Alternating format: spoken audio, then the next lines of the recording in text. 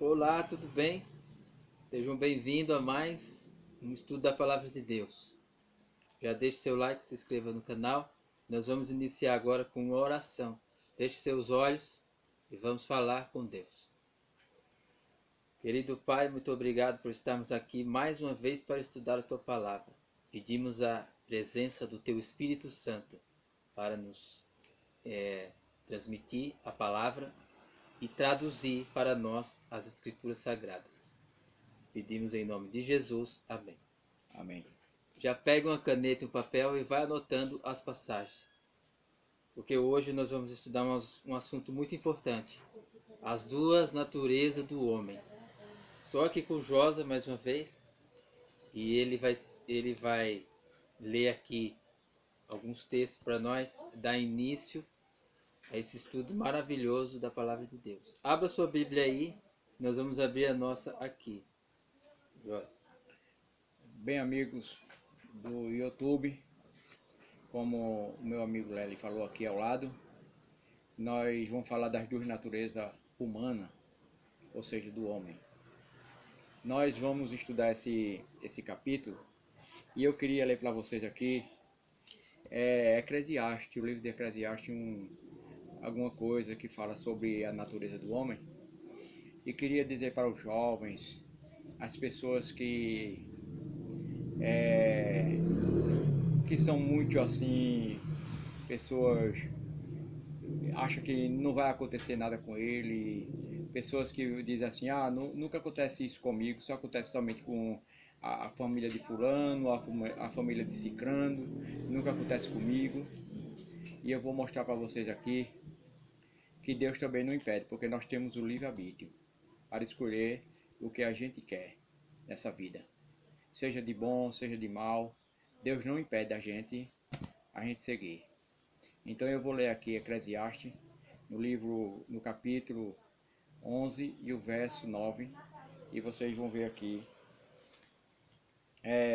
uma coisa muito importante. Capítulo 11 de Eclesiastes, versículo 9, diz o seguinte: Alegra-te, jovem, na tua juventude, e recreia-se o teu coração nos dias da tua mocidade.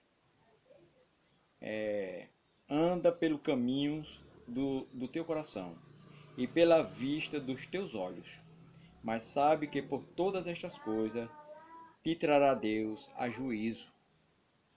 Bom, isso aqui é muito importante. Jovem, alegra-te na tua juventude, faz o que tu queres, né? Sente o desejo de fazer o que tu queres, seja de bom, seja de mal. Bebe, se você for uma pessoa que gosta de beber, beba. Se você for uma pessoa que gosta de usar outras coisas, outras drogas, use. Agora, sabe de uma coisa? Você pode andar pelo caminho, o caminho do teu coração. Pode andar. O caminho que seu coração pedir, você pode ir. Aí você tem que se lembrar de uma coisa. O que vir nos seus olhos, a cobiça que vir nos seus olhos, o que teus olhos cobiçar. É isso que Deus quer dizer. O Eclesiastes quer dizer isso. O que teus olhos cobiçar. Mas sabe, porém, de uma coisa. Que tu pode fazer tudo isso. Que um dia, Deus te pedirá conta de tudo aquilo que tu fizeste. O verso 10 diz o seguinte: Afasta, pois, a ira do teu coração, e remove da tua carne o mal, pois a juventude e o vigor, ou seja, a juventude e a saúde, o vigor, a disposição, são vaidade. Vamos, através desse estudo de Eclesiastes, vamos ver que Deus criou Adão somente com a natureza espiritual. A natureza espiritual nós sabemos que é aquela natureza boa que a gente tem. A natureza boa de a gente ajudar os outros. Aquela natureza boa. Aquela natureza que a pessoa se compadece. Essa é a natureza de Jesus. A natureza espiritual. É É aquela que interessante também. É interessante também a gente notar uma coisa aqui que você falou, me chamou a atenção. O exemplo da livre escolha, né? A palavra aí diz assim que você faça o que vier no teu desejo, né? Regozija jovem, tua juventude. O que aqui está dizendo aqui é que Deus dá livre escolha, né, para todas as suas criaturas. Inclusive, o surgimento do mal surgiu de um anjo que foi criado perfeito e livre, né? Esse anjo se chamava Satanás, Azazel. Ele era livre e na sua liberdade ele tomou a escolha de não servir a Deus, de andar pelos seus próprios caminhos. E Deus dá essa livre escolha a todas as suas criaturas. Deu aos anjos, deu ao ser humano. Todos nós somos livres. Mas no final teremos que acertar conta com Deus. Aquelas pessoas que não escolhem andar pelo caminho de Cristo, elas vão acertar contas com Deus. Elas vão para o juízo de Deus, né? E também haverá julgamento, haverá o grande julgamento de Deus, quando Ele vai julgar todas as obras, as más e as boas, né? Quer sejam boas, quer sejam más. Tudo vai vir à tona, né? à tona. Justamente, quer dizer, Deus vai trazer, Deus vai lembrar, fazer com que a pessoa lembre, porque se um dia, quando Deus vem, a pessoa não tem nenhuma dúvida, né? Diante de Deus, não tem nenhuma dúvida, porque Deus é amor. Deus é amor e Deus não quer ninguém, Deus ao lado dele, com má vontade, ou seguindo Deus à força, ou seja, não quero seguir, você vai ter que ir a pulso, não. Deus não quer ninguém a pulso, por isso que Deus é amor. A palavra amor em grego, no latino, essa palavra amor, ela é universal, entendeu? Quer dizer ágape. Amor ágape. Amor ágape. Amor ágape é o primeiro amor. É Deus em primeiro lugar. O amor de Deus em primeiro lugar na vida da gente. Antes de tudo, Deus colocou seu amor sobre a gente. Entendeu? Quando ele fez Adão não foi no propósito somente de fazer Adão, mas ele fez primeiro, ele teve o amor dele, a compaixão dele, entendeu? Deus fez Adão com muito carinho. Deus pegou o barro e fez Adão com muito carinho. E ele fez somente com a natureza, porque Deus amava a pessoa. Deus amava não, Deus ama a pessoa. Entendeu? Deus, quando fez Adão, ele fez Adão com a natureza só. Entendeu? Está escrito. E depois que ele fez Adão, ele já tinha feito as árvores, ele já tinha feito aquelas árvores que davam fruto, as árvores que não davam.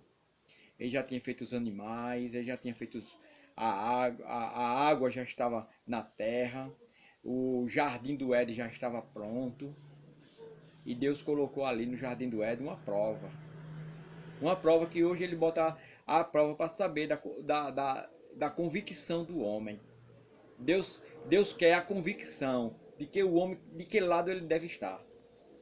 Hoje, por isso que ele botou lá no jardim do Éden duas árvores, porque ele sabia que Lúcifer, como ele falou que era um anjo caído, Lúcifer, quando ele se manifestou contra Deus e contra as hostes lá no céu, contra a organização de Deus no céu, quando ele foi contra a organização, contra a justiça de Deus na terra, no céu, ele foi expulso lá do céu e veio à terra. Então Deus sabia disso, que ele vinha para o planeta Terra, porque nos outros planetas habitados, que existem no universo, não somente a Terra, não só existe a Terra somente habitada, mas existem outros planetas também habitados, então ele não tinha acesso aos outros planetas, porque os outros planetas, eles não tinham acesso ao pecado. Só o planeta Terra é escuro, só o planeta Terra, quer dizer, na escuridão, quer dizer, do pecado. Só o planeta Terra que existe o pecado. Então Satanás, que é o autor do pecado, ele veio justamente para a Terra. E aqui Deus disse, ele vem para a Terra, então eu vou colocar agora no homem uma prova. E essa prova foi a árvore da vida e a árvore do conhecimento do bem e do mal. Aí está, duas naturezas do homem. É interessante notar. Hoje, o cristão ele sai na rua, ele depara com vários frutos da vida, vários frutos do conhecimento do bem e do mal. Sabia disso? Por exemplo, um homem casado se depara com uma mulher muito bonita. E ali, Satanás coloca o desejo. Terá que resistir. Porque Jesus ele disse assim, só de o homem olhar para uma mulher e desejar ela, ele já adulterou. Então, nós temos que viver em Cristo, porque se nós vivemos em Cristo, a gente não cai. O homem não pode cair se ele estiver em Cristo. O homem ele só cai em pecado ele só cai em tentação se ele estiver sem Jesus na vida dele. Se Jesus não estiver atuando na vida dele. Dessa maneira, o que acontece? O apóstolo Paulo escreveu aos Gálatas, capítulo 5. As obras da carne são conhecidas, são prostituições, lascívia, impureza, idolatria, feitiçaria e muitas outras coisas. Porque começa a fluir as obras da carne. Quando a pessoa esquece de orar, esquece de dobrar os seus joelhos diante de Deus de manhã cedo quando acorda, esquece de entregar sua vida ao Senhor todos os dias. Porque a vitória do cristão é entregar a vida a Ele todos os dias, a vida a Deus. Porque religião não salva, religiosidade não salva, igrejas, ministérios não salvam. A pessoa pode ter um ministério e ter nascido e crescido naquele ministério sua vida inteira. Se ele não descobrir o segredo da vitória, o segredo da vida eterna, que é Jesus Cristo vivendo em você, se ele não descobrir isso, se ele não viver isso, se Cristo não viver nele, se ele não entregar sua vida a Cristo de verdade e deixar que Jesus viva por ele, sua religião não vai salvar. Sua igreja não vai lhe salvar. A igreja não tem importância nenhuma, a religião não tem importância nenhuma se você não estiver alicerçado, fixado na rocha, que é Jesus. Se você não tiver amor, não adianta religião, não adianta igreja, não adianta nada. Não adianta uma pessoa ir para a igreja direto,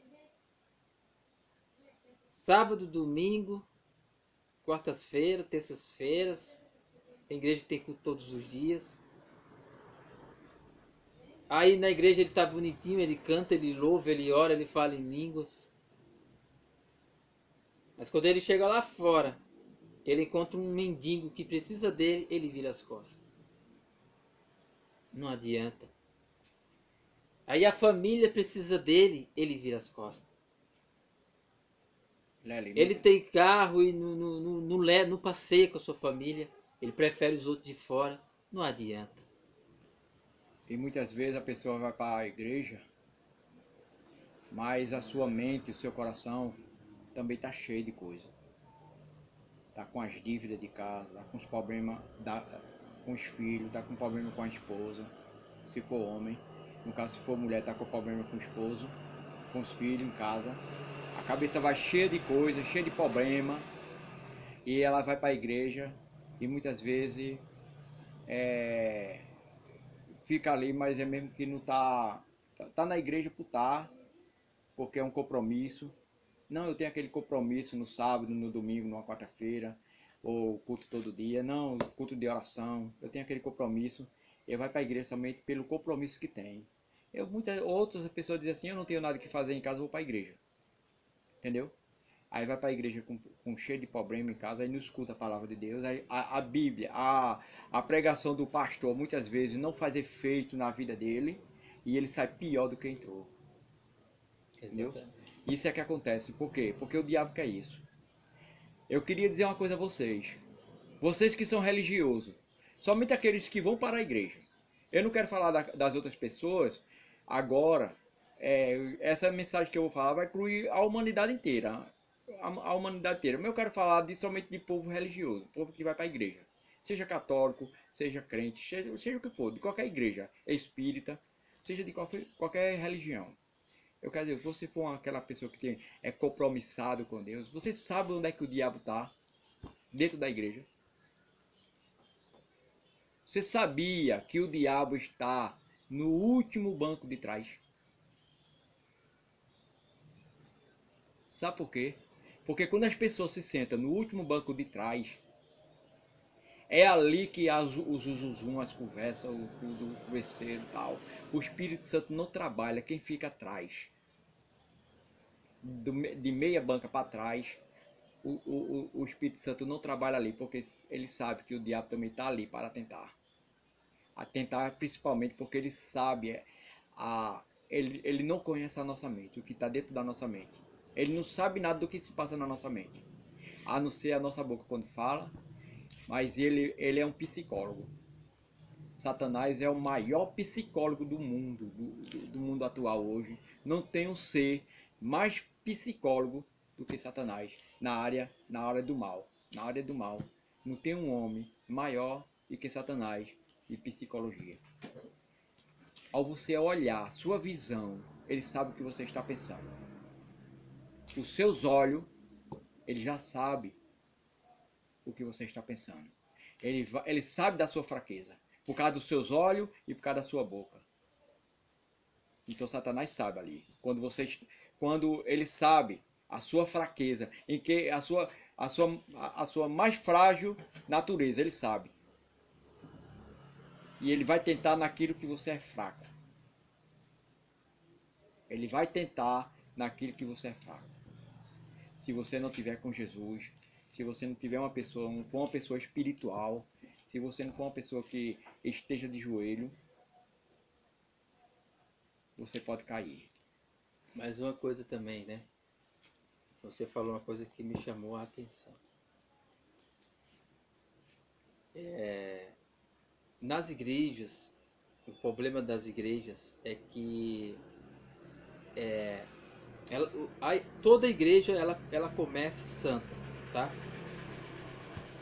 Toda religião ela começa santa. Mas depois ela acaba se corrompendo. Por quê?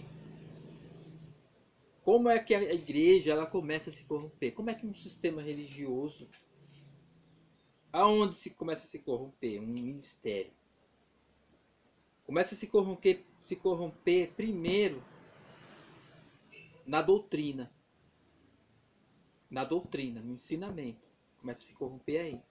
Satanás começa a mexer aí primeiro. O primeiro alvo dele vai ser a doutrina. O que essa igreja está ensinando. Será que está de acordo com a Bíblia? Será que está de acordo com a verdade? Será que o que o seu pastor está ensinando para você está coerente com as escrituras sagradas? Esse é o primeiro passo de Satanás. Corromper a doutrina que está sendo ensinada. Se ele conseguir corromper a doutrina que está sendo ensinada ali e começar a afastar o que está sendo ensinado ali dentro, afastar da verdade, começar a distorcer as escrituras, é um ponto para ele já. Ele já está praticamente ganho. Mas ele vai mais adiante ainda. Ele vai mais adiante. Ele agora sabe o segundo passo dele qual é? Ele agora vai começar a colocar a inveja dentro dela, vai começar a colocar a política. Ou seja, tudo que você quiser fazer lá, você vai ter que passar por uma espécie de comissão. É uma cúpula. Se você não for aprovado pela cúpula, se sua ideia não for aprovada, a obra que você quer fazer não vai ser feita. Começa aí. Panelinha. Panelinha. Satanás age em panelinhas dentro de igrejas. Então, E o terceiro passo que ele faz, ele também coloca orgulho no coração de todos os membros dali, para ele não dar a mínima para os seus irmãozinhos que está ali dentro. E ele não fazendo nada para os seus irmãos que está ali dentro, junto com ele, eu pergunto para você o seguinte: ele vai fazer pelos de fora? Não. Se ele não faz por quem está com ele ali dentro, pelos de fora muito menos. Tá? Muito menos. É o seguinte, então, como a gente estava falando aqui, Deus, quando criou Adão e Eva, ele criou eles para que eles pudessem ficar ali no jardim, tomar conta daquele jardim e ter uma vida eterna.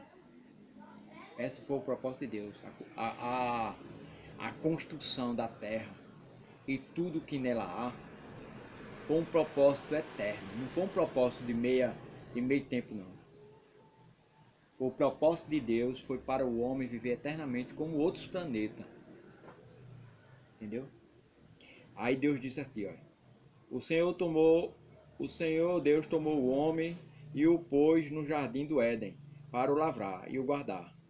Ordenou o Senhor Deus ao homem, dizendo: de toda árvore do jardim comerás livremente, mas da árvore do conhecimento do bem e do mal, dela não comerás, pois no dia em que dela comerdes, certamente morrereis. Duas naturezas. Aqui está a natureza do bem que o homem já tinha. Quando Deus fez o homem já tinha a natureza dele, a natureza espiritual. Entendeu? Que era a natureza boa, a natureza de Deus. Porque Deus fez o homem segundo a sua imagem. No capítulo 1 de Gênesis, o verso 7, diz que Deus criou o homem à imagem, a sua imagem, a imagem de Deus o criou. Entendeu? Façamos o homem a nossa imagem, segundo a nossa semelhança. Então o homem nasceu com a natureza de Deus, a natureza boa de Deus. Tem um livro em Eclesiastes de Salomão que diz, eu gosto muito de ler o livro de Salomão, porque Salomão é um homem muito sábio. Até hoje ele está morto, mas não teve outras pessoas, outro ser, outro homem, para ser igual a Salomão. Aqui na Terra, não existe nem antes, nem depois, nem no dia dele. Nunca existiu um homem segundo Salomão, segundo o coração de Salomão. Salomão foi um homem muito sábio.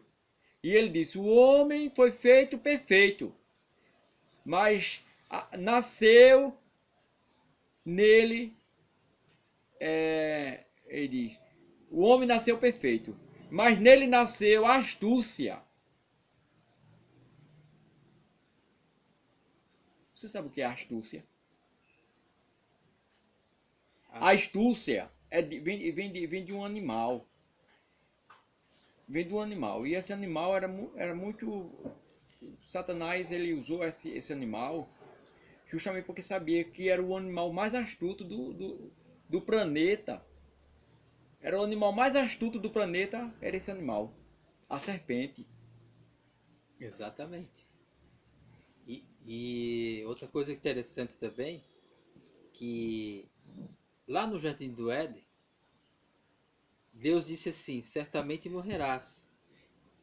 Aí veio Satanás e disse, certamente não morrerás. Acrescentou um não na palavra de Deus. Sabe o que aconteceu ali? Ali nasceu duas doutrinas ali. Ali nasceu a doutrina de Cristo, a doutrina verdadeira.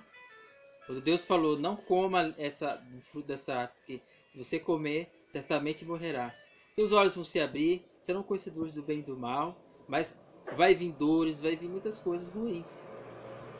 A verdade estava ali quando Deus falou: não coma, porque vocês vão morrer, vocês deixarão de viver eternamente. Mas sabe quando Satanás falou: não morrerás? Nasceu ali a doutrina do mal. A doutrina do mal, sabe qual é? Você sabe qual é? É a doutrina da imortalidade da alma. Ali nasce ali, no jardim do Éden. E eu vou dizer uma coisa para você: tome muito cuidado com essa doutrina da imortalidade da alma, porque é a doutrina mais perversa e mais satânica está sendo pregada nas igrejas, nas religiões hoje. É o púlpito de Satanás nas igrejas, né? Hoje. É. A doutrina da imortalidade da alma. Mas não, isso aí a gente poderia até deixar para outro assunto, né? Como Porque isso é outro assunto, nós vamos tratar desse assunto num outro tema. em outro, tá? outro tema. Mas, É um tema muito bom esse aí. Mas envolve isso aí também. É. Né? E aqui diz aqui, ó. Ora, a serpente era o mais astuto de todos os animais do campo que o Senhor tinha feito. A serpente era um dos animais mais astutos que havia no planeta. E como eu disse, Salomão disse, olha, o homem nasceu perfeito, mas na sua vida nasceu também a astúcia. A astúcia. O homem se meteu em muita astúcia. Hoje o homem está perverso, o homem está totalmente declinado ao mal. Não existe mais harmonia do amor entre o ser humano. Tudo isso, tudo bem que isso aí também era uma profecia de Cristo, que Cristo disse que era o amor de muitos esfriará. Nos últimos dias o amor de muitos esfriará. E por se multiplicar a iniquidade também acontecia isso. O amor de muitos ia esfriar. Por isso que ele disse no seu... Ele falou nos mandamentos dele, ele falou, tem 2 mandamentos maior do que o outro. Esses 2 mandamentos é amar Deus sobre todas as coisas e o próximo a ti mesmo. Olha, quando Jesus veio dizer amar o próximo como a ti mesmo, ele queria falar da natureza espiritual do homem, que o homem tem, a natureza boa. É aquela